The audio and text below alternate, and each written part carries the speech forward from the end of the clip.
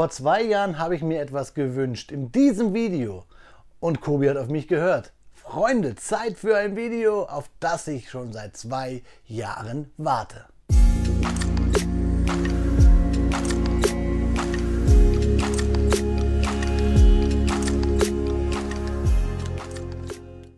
Willkommen in der Noppenklötzchenscheune. Mein Name ist Blockstar und ja Freunde, vor über 2,5 Jahren habe ich mir die U88 von Kobi gewünscht und Kobi hat auf mich gehört. Ich, größenwahnsinniger YouTuber, habe ja so viel Einfluss. Egal, ich bin froh, euch heute das Set 5732, die Junkers U88 in der Limited Edition im Maßstab 1:32 vorstellen zu dürfen. Freunde, ich habe jetzt wirklich lange auf diesen Vogel gewartet. Es wird ein dicker Brummer, das kann ich euch versprechen. Also passt da zu mir. Freunde, kommt mit mir jetzt hier auf den Bautisch.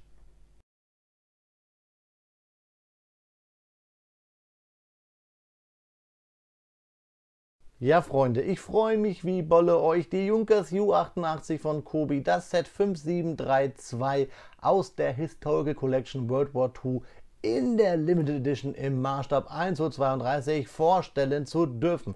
1300 Steinchen, 2 Minifiguren, die Piloten, die hier im Cockpit sind, und wir sehen schon mal ein schönes klassisches Kobi-Design, ein neueres Design, gelb und oben blau für die Flugzeuge. 5.7 sagt ja eh aus, es handelt sich um ein Flugzeug aus der Historical Collection und wir haben diesen weißen Engel und die schöne Kobi-Sonne, die uns über den Himmel lacht. 3 Junkers sehen wir hier. Wir sehen auf den ersten Blick, es gibt ein schönes Junkers Formteil wieder. Finde ich eigentlich ganz gut, denn so kommt die charakteristische Nase dieses Vogels raus und vielleicht kann man sie sogar noch für das ein oder andere Mock, es gibt ja viele tolle Mocker da draußen, auch bei Kobi, verwenden. 1300 Kobi-Steinchen, darauf freue ich mich am meisten. Warum Limited Edition? Ich zeige es euch gleich mal von hier oben. Da sehen wir nämlich, dass die U88 hier mit so einem großen schwarzen Stand daherkommt, wo wir das Flugzeug auflegen können, sogar leicht schräg, finde ich ganz cool. Und warum, weshalb, wieso, sehen wir dann genau hier auf der Rückseite. Denn wir können hier das Fahrwerk ausbauen. Nicht richtig einklappen, aber wir können es ausbauen. Wo hier mit den Noppen, sieht nach einer spannenden Lösung aus. Ja, hier sehen wir auch Limited Edition, wir kriegen ein Zertifikat und natürlich das gelaserte Typenschild mit unserer Nummer.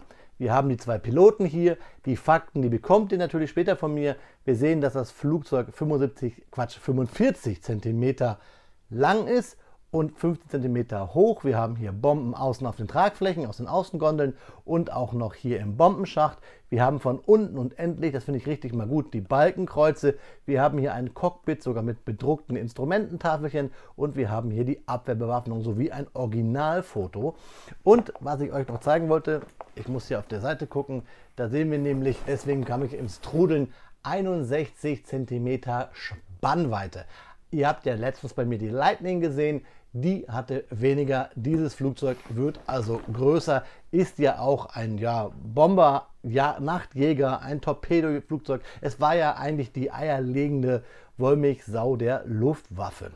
Ja, ich möchte jetzt aber gucken, was hier der eierlegende Wollmilchsau Klemmbausteinhersteller Kobi für mich in diesen Karton gepackt hat.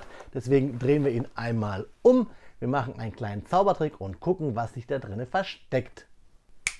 Ja Freunde, da ist der Kartoninhalt auf diesen gehext. Aber bevor wir darauf eingehen, schauen wir, wann wurde das Set hergestellt. Am 23.08.2022 in Polen. Ja, hier haben wir die schöne große Anleitung. Leider ein bisschen zerknickt, zerfaltet. Ähnlich sieht es aus beim Zertifikat. Das hat hier so einen kleinen Knick. Und ihr seht auch jetzt schon, das Geheimnis ist gelüftet. Ich habe die Nummer 53. Bisschen, hat Kobi in letzter Zeit bei mir und ich habe es auch bei vielen anderen gehört, immer ein bisschen Probleme mit den Verpackungen. Dann gibt sich Kobi wohl nicht so Mühe. Gerade bei Händlern, bei größeren Bestellungen kommen diese wohl ab und zu mal leicht zerdeppert an. Wie Kobi da kulant ist, kann ich nicht sagen. Hier ist es mir relativ egal. Wichtig ist ja das Set. Trotzdem, wenn jetzt hier ein größerer Knick gewesen wäre, würde ich es blöde finden. Die Umverpackung geht ja eh ins Altpapier. Ja, also 53 das Zertifikat, die Plate auch die 53, habe ich euch gesagt. Anleitung schauen wir uns gleich an. Viel wichtiger, ihr seht erstmal, wir haben 5 Bauabschnittstüten mit mehreren Untertüten, mit den guten, tollen Kobi-Steinen und 3 habe ich immer rausgelegt, A, weil sie mir auch entgegengefallen sind und B, weil sie wichtig sind. Nämlich einmal hier dieses Cockpit-Formteil in diesem Grün. Können wir unten aufnoppen, natürlich keine Fenster drin, wäre natürlich cool, aber ich glaube, es ist zu viel Aufwand. Aber warum, weshalb, wieso, das müsste Kobi mal erklären. Trotzdem finde ich es ganz cool, weil es halt typisch U88 ist. Dann diese Bugspitze hier vorne in Transclear, auch typisch U88. Und das Seitenleitwerk hier, wir sehen, dieses Flugzeug hat ein paar Schiffe versenkt. Wieso, weshalb, wieso, warum meine ich vielmehr und warum gelb, da gehen wir später drauf ein. Wie gesagt, 5 Tüten, die wir dann hier in der Anleitung wegbauen. Das Typische der Anleitung ab 11 Jahren, das glaube ich sogar bei 1300 Steinchen. Die traurige Zwiebel ist drauf, Captain Planet, ein Mann, der Blitze schießt, so ein komisches Pfeilemonster, ein Löwe und so weiter und so fort. Und ganz, ganz wichtig, ihr habt es ja auch eben gerade am Formteil schon gesehen, am Seitenleitwerk alles Drucke. Das ist immer gut bei Kobi und natürlich auch noch gedruckt innerhalb der EU. So, jetzt müssen wir hier ein bisschen aufpassen, weil es jetzt zerknickt ist. Wir sehen bei einer Kobi-Anleitung immer, welche Bauabschnittstüte wir zuerst nehmen. Was wir bauen, ist farblich. Was gebaut wurde, ist farbentsättigt. Pfeile weisen uns den Weg. Wir haben hier unten eine Untergruppierung, wie viele Steine wir für den Baustep brauchen. Und wir haben hier so Anlegehilfen. Kobi-Bauanleitungen haben keine Seitenzahlen, nur Bauschrittnummerierungen. Und wir schauen mal, wann wir fertig sind. Hier mit dem Stand bei Bauabschnitt 217 und der ist gerade cool, dieser Stand habe ich so bei Kobi auch noch nicht gesehen. So schön, dass wir wirklich hier mit dem Bauch das Flugzeug dynamisch auflegen können. Ja, dann die letzten Seiten hier Teileübersicht, sogar hier mit, wie man die Figur zusammenbaut und da könnt ihr auch mal sehen, was wir hier für Teilenummern bräuchten. Wenn wir mal ein Stiefelchen nachbestellen wollen würden, finde ich ganz cool. Also wir haben ja ein paar Seiten Teileübersicht und wieder ein bisschen Werbung. Und Freunde, diese Fahrzeuge habe ich euch alle vorgestellt, beziehungsweise werde ich euch noch vorstellen, versprochen. Und hier hinten geht es weiter. Ach toll, die beiden habe ich Gott sei Dank schon auf Halde und hier habe ich das Vorgängermodell. Freunde, schaut einfach oben auf dem i, da findet ihr die Kobi Playlist von mir. Dort gibt es immer tolle Videos zu sehen, auch gerade für viele alte Kobi-Sets, die ich euch schon vorgestellt habe. Aber jetzt will ich nicht lange um den heißen Brei herumreden, denn Freunde, ich will bauen. Mir viel Spaß beim Bauen und euch viel Spaß bei der Faktenzeit während des Speedbuilds.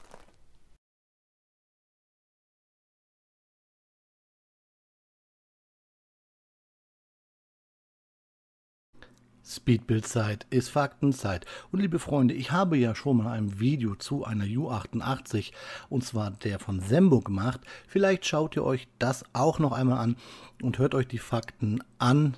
Dort habe ich noch ein bisschen anderes Konzept gehabt, aber ich gehe bei den Fakten bei der Sembo U88 so ein bisschen auf die taktische Ausrichtung, warum, weshalb, wieso die U88 ein. Hier sprechen wir jetzt ein bisschen über die Versionen. Freunde, die Junkers Ju-88 war sicherlich das vielseitigste deutsche Kampfflugzeug des Zweiten Weltkriegs und wurde in schrittweise verbesserten Versionen während des gesamten Krieges produziert. Circa 15.000 Einheiten liefen vom Band. Die Ju-88 wurde entwickelt, um die Anforderungen für einen dreisitzigen Hochgeschwindigkeitsbomber zu erfüllen und der erste Prototyp, angetrieben von zwei 746 Kilowatt Daimler-Benz DB600AA Motoren, absolvierte seinen Erstflug am 21. Dezember 1936. Weitere Prototypen folgten. Der dritte mit 746 Kilowatt Junkers Jumo-Motoren und diese erreichten bei der Bewertung eine Geschwindigkeit von 520 Stundenkilometern. Diese hohe Leistung ermutigte zu Rekordversuchen und im März 1939 stellte der fünfte Prototyp einen 1000 Kilometer Rekord von 517 km/h Durchschnitt und einer Nutzlast von 2 Tonnen auf. Insgesamt 10 Prototypen wurden fertiggestellt und der erste der Vorproduktionsbomber, der Ju-88A-01, flog Anfang 1939. Die erste Produktionsversion der Ju-88A-1 wurde im September 1939 im Dienst gestellt. Der frühe operative Einsatz zeigte, dass die Verteidigungsbewaffnung trotz guter Leistungen und einer lohnenden Bombenladung völlig unzureichend war, was zur Ju-88A4 mit Flügeln mit größerer Spannweite, struktureller Verstärkungen zum Tragen größerer Lasten und erheblich gesteigerter Waffenleistung führte. Dies bildete die Grundlage für eine vielfältige Weiterentwicklung des Typs, schließlich in so vielen Versionen, dass ich eine detaillierte Auflistung hier nicht euch darbieten kann. So streckte sich die Ju-88-Serie über die Ju-88A1 bis hin zur Ju-88A17 in vielen verschiedenen Untervarianten. Während die Ju-88A in Produktion war, war die verbesserte Ju-88B geplant mit einer stärkeren verglasten Nase und einer Leistung von zwei 1130 Kilowatt BMW 801 MA Motoren. Aber Flugtests zeigten nur eine geringfügige Leistungssteigerung und es wurden nur 10 Ju-88B0 Vorproduktionsflugzeuge gebaut. Die Ju-88 war fast so schnell wie damalige moderne Jäger und diese Leistung gepaart mit hervorragender Manövrierfähigkeit führte zur Entwicklung der Ju-88C-Serie. Die geplante Ju-88C1 mit BMW 801 Triebwerken wurde aufgegeben, da das neue Jagdflugzeug, die Focke-Wulf Fw-190, diese Motoren brauchte und den Vorrang bekam.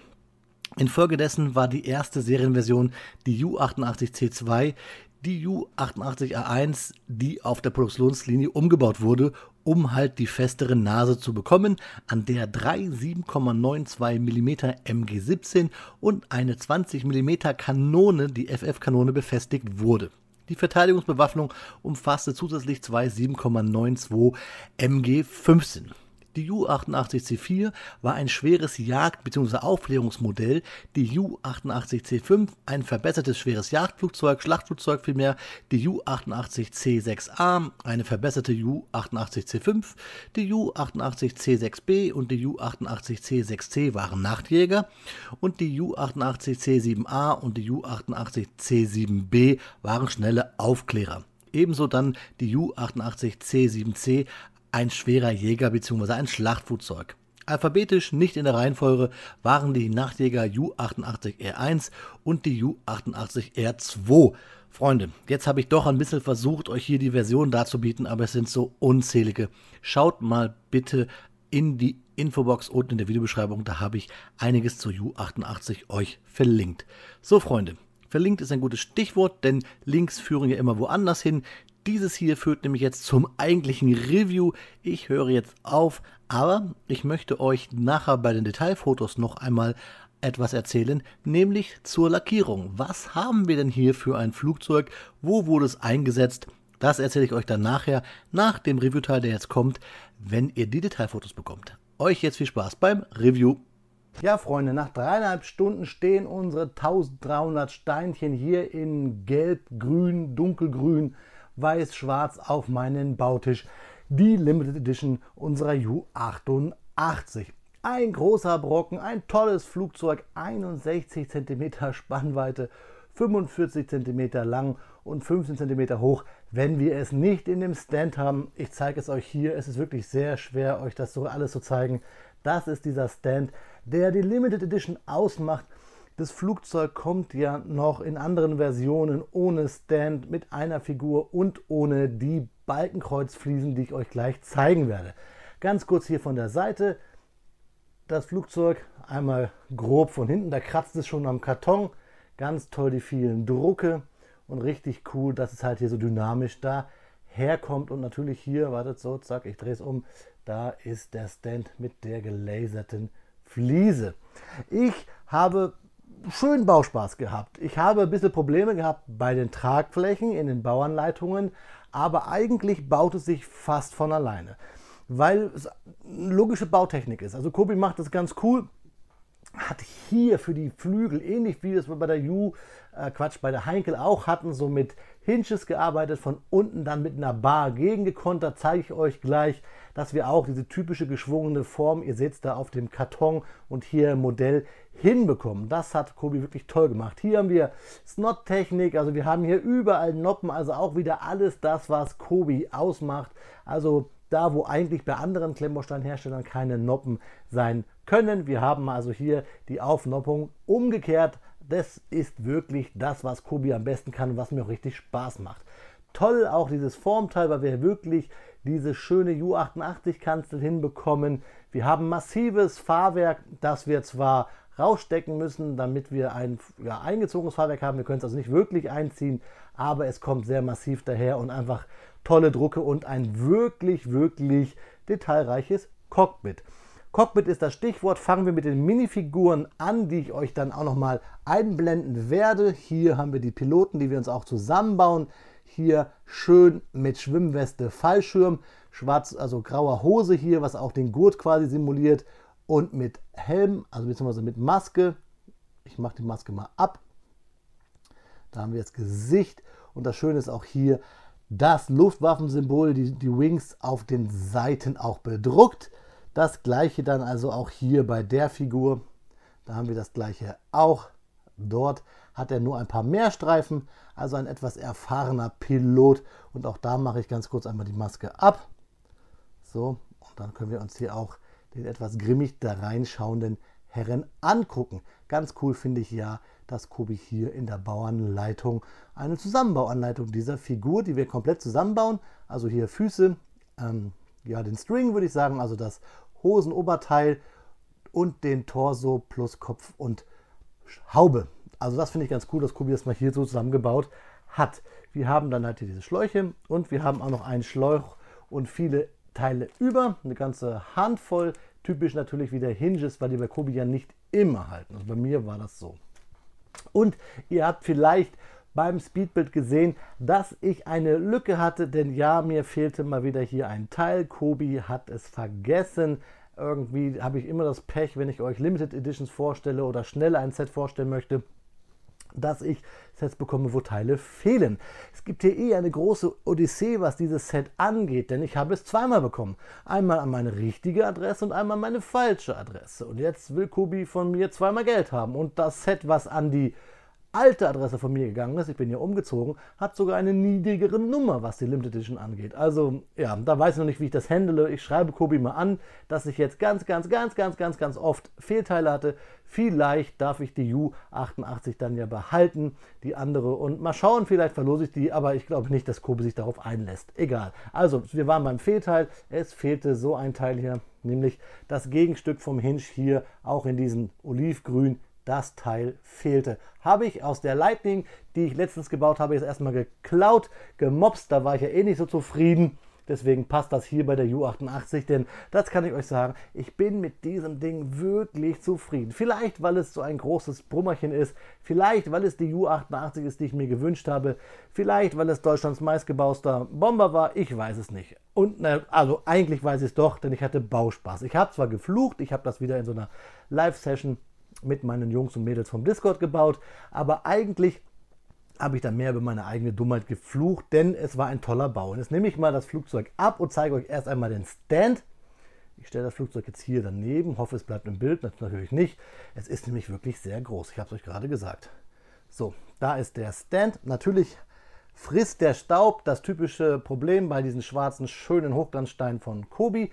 Ich überlege, da kann man vielleicht auch andere Flugzeuge draufbauen. Man tauscht einfach die Plate hier unten mit den Namen aus und dann könnte ich da vielleicht sogar, naja gut, würde nicht passen wegen der Größe der Aufnahme, aber die Lightning drauf packen, wo ich ja Probleme mit dem Fahrwerk hatte. Also ein schöner Stand. Das müsst ihr natürlich überlegen, ob euch so der Mehrpreis der Limited Edition, das sind ja fast 20 Euro, wert ist. Mir ist es das wert, auch weil ich euch das dann vielleicht zeigen kann.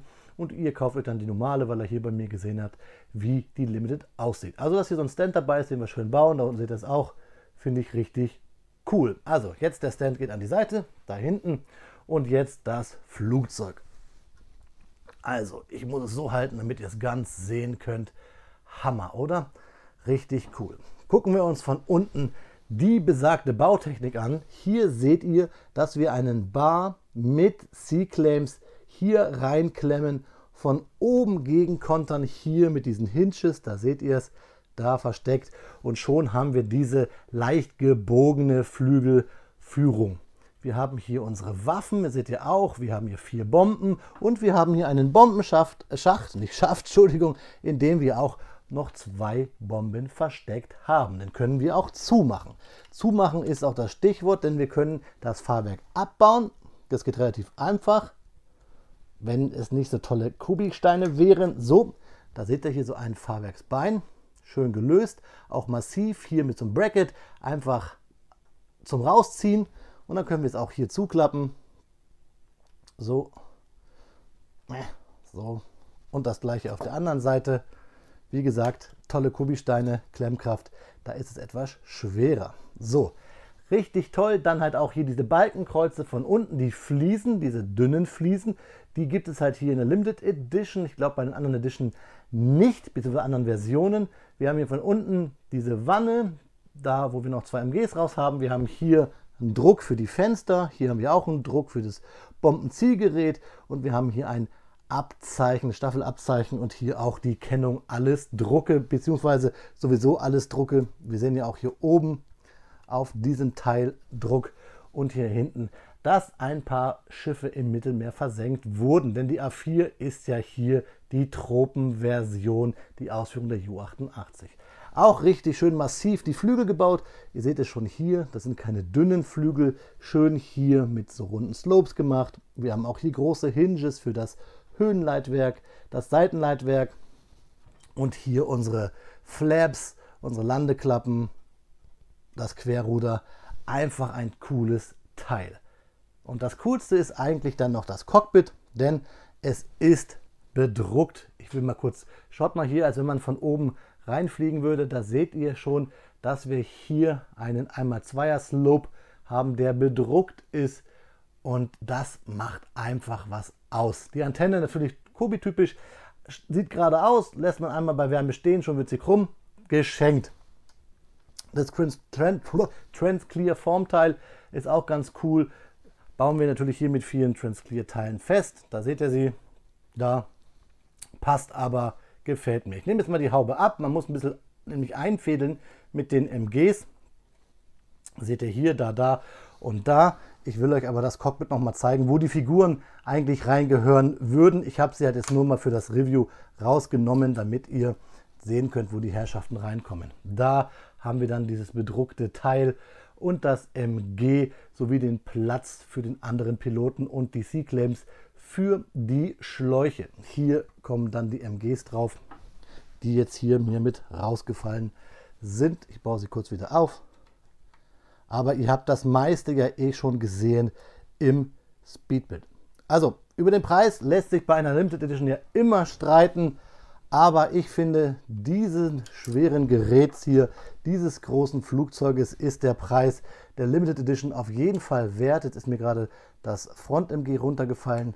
Das klemme ich aber gleich wieder auf, wenn es die Detailfotos gibt. Freunde, schaut es euch an und es kommt gut daher. Auch hier die Dicke der Flügel, die Motorengondeln, die richtig gut geworden sind, die dicken Propeller, die Bewaffnung, hier da vorne nochmal, einfach herrlich. Ich weiß nicht, was ich euch sagen soll. Ich rede jetzt schon wieder 10 Minuten und freue mich einfach dieses Flugzeugs. Da hinten noch das Heckrad, einfach klasse. So, jetzt packen wir es wieder auf dem Stand, einmal ohne Fahrwerk. Wir packen es hier zur Seite, so. Und dann können wir das Flugzeug nochmal dynamischer daherkommen lassen in einer harten Wende. Richtig cool. Ich hebe jetzt das MG auf, was mir hier gerade runtergefallen ist, und dann gibt es noch mal ein paar schöne Detailfotos und dann sprechen wir uns gleich noch einmal wieder, Freunde. Ich freue mich. Ja, Freunde, während ihr hier noch mal ein paar Detailfotos dieses tollen Kubi-Modells bekommt, bin ich euch ja noch schuldig, um was für ein Flugzeug es sich hier handelt, beziehungsweise was es mit den Markierungen auf sich hat. Diese Markierungen kommen wohl von einem alten Revell-Bausatz, denn Kubi hat ja eine Kooperation mit Revell und ich glaube, aber da möchte ich mich nicht ganz festlegen, dass Kubi sogar der Exklusivvertriebler für Revell in Polen ist. Auf jeden Fall handelt es sich so um ein Flugzeug des Kampfgeschwader 30 des sogenannten Adlergeschwaders, und zwar aus der 9. Staffel der 3. Gruppe. Die 3. Gruppe wurde am 22. Februar 1941 auf den Flugplatz Gerbini auf Sizilien in Italien verlegt. Dort unterstand sie dem 10. Fliegerkorps und griff von hier aus in den griechisch-italienischen Krieg ein und nahm später am deutschen Angriff auf Griechenland teil. Infolgedessen griffen sie zum Beispiel am 23. März südöstlich von Kreta den von Piräus nach Ägypten laufenden Geleitzug AS-21 an und versenkten je einen griechischen und einen norwegischen Tanker. Das weiße Mittelmeerrumpfband, die gelben Motorgondeln und das gelbe Seitenruder mit dem Stand Juni 1941 scheinen aber nicht so richtig zu harmonieren. Aus Zeitgründen wurde wohl nach der Verlegung nach Sizilien zuerst nur das weiße Rumpfband und die Markierungen auf den Flächenunterseiten angebracht und die gelben Markierungen später überstrichen. Wenn ihr mal eine Ju-88 in live sehen wollt, fahrt ihr am besten ins Technikmuseum nach Sinsheim. Dort hängt eine Ju-88 in voller Lebensgröße unter der Decke. Ich habe das Flugzeug dort auch einmal gesehen und muss sagen, wow. Also kann ich euch nur empfehlen, generell dort mal hinzufahren. Dort gibt es eine ganze Menge Fakten über Flugtechnik. Ja, Freunde, das sind meine Infos zur Markierung, zur Lackierung. Wenn ihr noch Infos haben wollt, schaut einfach unten in die Videobeschreibung. Da habe ich ein paar Links hinterlegt, sowie wie immer meine Quellen, zum Beispiel beardingbricks.de. Denkt dran, bei beardingbricks.de gibt es einen 15%igen Rabattcode, der Blockster heißt. Oder Modbricks. So, Freunde, aber jetzt viel Spaß bei meinen letzten Worten. Ja, Freunde, meine Pechsträhne reißt nicht ab. Schon wieder ein Fehlteil. Trotzdem hat mich dieses Modell grundlos glücklich gemacht. Es ist natürlich etwas teuer und ich habe euch erzählt mit diesen 2 Paketen und dieses Fehlteil. Da könnte ich jetzt ein bisschen sauer sein, aber der Bau hat Spaß gemacht, auch wenn ich, wie ich euch erzählt habe, geflucht habe wie ein Rohrspatz, aber eher, weil ich blöd war. Weil die Bautechnik hier unter den Tragflächen ist eigentlich ganz, ganz simpel. Dieses ganze Weiße und auch das gebaute Tarnmuster hier, das erschließt sich auch von selber. Und selbst wenn man sich mal verbaut, dann fällt es gar nicht so auf, weil es einfach Tarnmuster ist. Also hier schon klar, aber jetzt hier zum Beispiel am Cockpit, da geht es dann völlig unter und das streichen wir weg als so gewollt. Also ein großes Flugzeug, mein größtes Kobi-Flugzeug bis jetzt. Ich habe ja noch gar keinen Bomber oder sowas gebaut. Ich habe zwar schon mal die C-47 gebaut, aber nie fertiggestellt. Das Video kommt also noch, werdet ihr noch sehen. Die Ju-52 habe ich gebaut, aus dem Hause Junkers auch, aber die war nicht so groß wie die hier. Auf jeden Fall kommt es mir nicht so vor. Das hier ist ein großer Brummer, der mir Spaß gemacht hat. Schreibt mir bitte mal eure Gedanken zum Set in die Kommentarspalte. Sagt ihr auch so, ja, wow, darauf habe ich gewartet? Oder sagt ihr völlig überflüssig, braucht kein Mensch, wo soll noch die Reise hingehen? Wenn ich da an eine hier 174 denke oder sogar noch mal eine Ju-388, wer weiß. Schreibt mir einfach all eure Meinung dazu, bitte unten in die Kommentarspalte, damit ich mit euch diskutieren kann, damit wir uns austauschen können, damit ich auch so ein bisschen das Gefühl kriegen kann, wo seht ihr das, was würdet ihr gerne sehen, denn ich kann euch verraten, flugzeugtechnisch geht hier auf dem Kanal noch einiges. Ich habe da die Mix ja noch im Hinterhand, habe ich euch im letzten Haul gezeigt, findet ihr oben auf dem i.